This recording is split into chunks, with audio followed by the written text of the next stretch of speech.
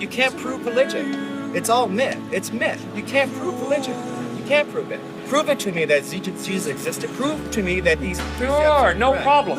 I'll prove to you Jesus if you first of all prove to me Napoleon. I'll prove to you Jesus if you first prove to me George Washington. I'll prove to you Jesus if you first prove to me George Washington Carver. Don't prove the person's existence. I'm saying prove the ideas that the person talks about. Prove to me what there's to heaven that's up there.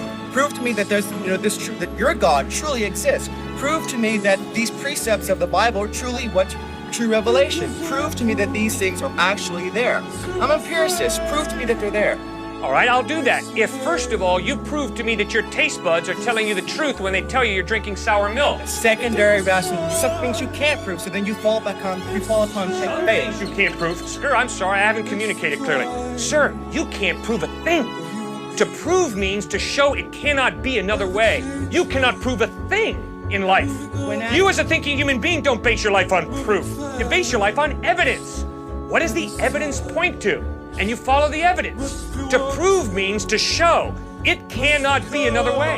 What can you prove in life? Prove to me we're having this conversation right now. You can't prove it. We might be dreaming. Someone might have dropped some drugs in our tea. But the evidence is we're having this conversation. That's why I'm hanging in there with you. That's why you're hanging in there with me. Evidence. Okay, so the evidence is God exists. The evidence is the order and the design of the cosmos point to an intelligent mind.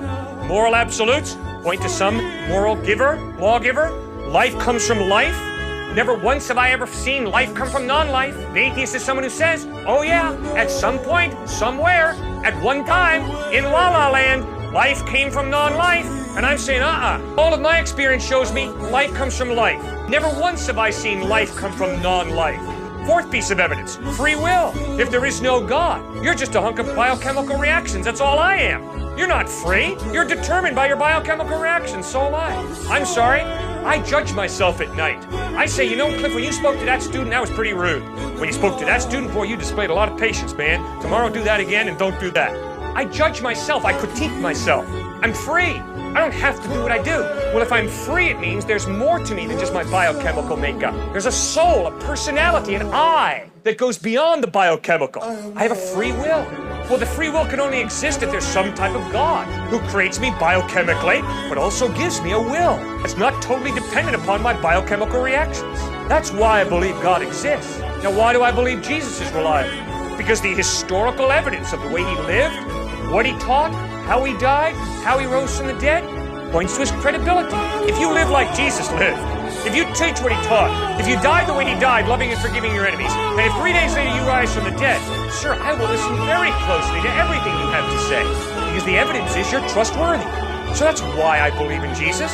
One of the reasons that I am convinced that God exists is because of my experience of love.